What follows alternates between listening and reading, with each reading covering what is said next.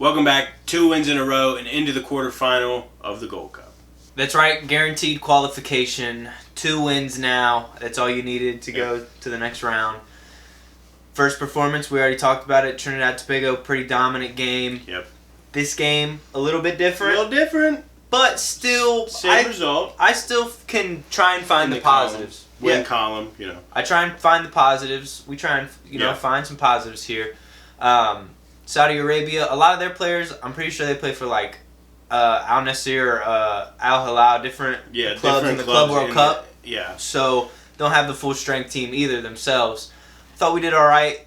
Players on the pitch played well. First half, a little lackadaisical. Second half, we definitely turned it up. Definitely turned it up. I mean, coming out of the gate, we didn't come out swinging. We definitely looked lackluster. I mean, you win 4-0 against Trinidad and Tobago. That's well and good, but like we've said so many times, you have to keep it going. You have to take that momentum to the next game. You have to show that initiative. That first half really was lackluster. I mean, I really didn't think that we would really create too many big chances with the way that they were playing in that first half, and they definitely had to figure something out because it was just rough seeing some of those players out there that we know don't belong there, but it's still tough to see them. And yet again, just from a USA perspective, we'll talk about Saudi Arabia and what they did to, isolate us and whatnot. But for the USA, I mean, 2 guys who I really don't like seeing, and I will say it again, is Ajiman and Arfston. These 2 guys specifically, I don't think they're really up to snuff, to be honest. I don't either. De La Torre and, who's in the midfield with De La Torre? Sebastian Berhalter. Okay. Midfield, all right. Nothing too crazy. I seen a lot of hate for Berhalter for this Saudi Arabia game. I think he did okay, though, honestly. Yeah. He had some misplaced passes, but I think he's a okay player. He's a supplemental player. Yeah. He's one of those fringe players that you don't really know if he's going to be there. You honestly, you wouldn't think so, but if he can prove that in these Gold Cup games, he has been decisive. He is very important. He is a guy that can be brought in. It depends on what Poch wants in the team. Does he want an extra midfielder, an extra attacker? What does he think that is going to happen against X, Y, and Z teams? All these things come down to very fractional decisions on Poch's part. Yeah. And I think neither of these midfielders have really done much to cement their spot as one of those fringe players. Because we know they're not starting over Cardosa, Adams, McKinney, even potentially Musa at this point. Yeah. Obviously, he's away, whatever. But there's a number of guys ahead of them, but neither of them have really taken hold of this spot and really made it their own. I would say I want to see some more from both of those guys in midfield, especially if Pochettino's choosing to play them both Gold Cup games. Obviously, he sees something in that little partnership there. Not the biggest fan of De La Torre. He's okay. Berhalter, I'm starting to get to know him a little bit, kind of see if he did well for the goal. Did all right. I like his set pieces. He's really good. He gave away the ball a few times, but want to see a little bit more from him. Arfston, this guy, I mean, he had so much space on the left this whole game, and we didn't take advantage of it. And I was just really kind of disappointed in the opportunities he does get, especially going forward. Like, our left back in this system under Pochettino, it seems like that's going to be like our very much more attacking fullback, getting in out wide and whatnot. He just wasn't able to really create anything from it. And when he's back there defending, my God. I mean, the Saudi Arabia players, the Trinidad players were all running past him. So the level of defending is just not there. It's not there, offensively or defensively for the guy. I mean, we hate to pick on him. We said something about him last game. We hate to pick on him. Anybody that puts that jersey on, you got our respect. But you're just not quite there yet. Maybe you can be, but not yet. I mean, the guy, he has so many chances, like Tanner said, and nothing comes of it. It really just compares to, the best left back in the world, in my eyes. In the world. Anthony Robinson. I mean, it makes me think, oh my gosh, he is going to absolutely tear it up when we see somebody like Arfston who has so much space and has so much opportunity, but it just doesn't lead to anything. Anthony Robinson is just going to be fantastic when he comes back. And it doesn't even need to be that big of an upgrade, to be honest. Like, Arfston, I would expect a little bit more from him, though. Like, he doesn't need to be Anthony Robinson to earn a spot, right? He doesn't need to be Anthony Robinson. That he is, honestly, if we're being unbiased here, but realistic. I still think he's top 3 in the world. Yeah. Like, I think he's one of the best. You couldn't argue that. Top 5, 100%. Yeah. And if you argue that, I think you're an idiot.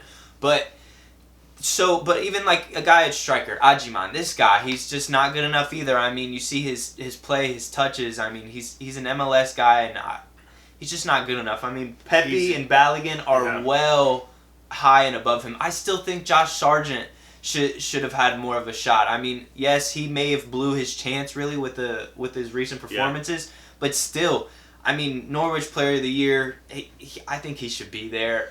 There's just other players. I like to see Damian Downs come in, a new feature. Got to see him play second half. Was really good. Some positives from the game, I would say Tillman, second half, much better. Luna, kind of a little bit quiet, want a little bit more from him, but he's very energetic and he gets after it. And I think that's the best thing about him. His energy is unmatched, and then we see the usual suspects in good performances like Chris Richards. Tim Ream. I mean, everybody knows how old Tim Ream is. Everybody has made the conversation about that so much for the last 2 to 3 years, but he just continues to impress pretty much every time he puts on the jersey. Yeah. I mean, we don't know about 2026. We don't know what's going to happen. But if he's there, it won't surprise me in the least. We saw a 42-year-old Pepe go to the World Cup. I mean, it's not the craziest thing in the world. He is obviously not Pepe's level, but he is our version of that. Yeah, he could be our version of that. He could be somebody that can sit next to Chris Richards and Mark McKenzie if needed and really be an anchor for them. And he did so well. I love seeing him in the team. Yeah. Even if it's not a great performance, I'm going to overinflate it just because I like him so much. He's such a great player. He's such a good example for the young players. And like I said, Chris Richards, usual suspect. Good goal, man of the match, performance, man of the match. Exactly what you want from him. Richards, like we just said, man of the match, really good performance. More on Ream though, like the guy's passing out of the back. He's our best. Honestly, I think he's our best passer in this player pool almost. In like this team, like honestly, I think he might be like right up there with Till. I think Tillman's up there too. But honestly, even against Saudi Arabia, from the back, he's throwing balls in, trying to find space, doing things right. Him, Richards, I would love to see Tim Ream in a back three. I've yelled it for so long. I want to see a back three with this team. It seems like it's kind of a back three with Freeman, the right back, kind of staying back. It's interesting to see when Dest comes in and somebody like that. Yeah. It's gonna be interesting. Second half though, we had to turn it up. Players turned up. Like I said, Tillman turned up. The whole team pretty much had to turn it on. Berhalter with a beautiful free kick to Chris Richards, who a controversial for somewhat reason, like it's offsides or not. It wasn't offsides. He's clearly on. Delete your comment. We saw that. Come on. Delete your comment. Come on. He's onside. Great goal. Man of the match even before that goal, though. I mean, the defensive duties, he was throwing in the blocks, the tackles. I mean, he was everywhere. Man of the match, well-deserved. 3 points, well-deserved, I think, from the USA. So it's just good to keep the flow going. Another win. Yes, it wasn't a 4 or 5-0 win like Trinidad, but it's still a win, and we had some positive to take from it. Good performance, good positive to take from it also is the quarterfinal. Yeah. Now qualified automatically. We'll see if we rotate against Haiti. Yeah. Very well could. You want to keep some legs fresh for that quarterfinal matchup. But if I were Poch, I'm playing. I mean, he's kept a lot of consistent players. I'm probably going to keep this team pretty similar. I'm not going to change it up too much. Get them continue to playing together and keep the motion, and also for seeding for the quarterfinal. I mean, we want to have the better seed.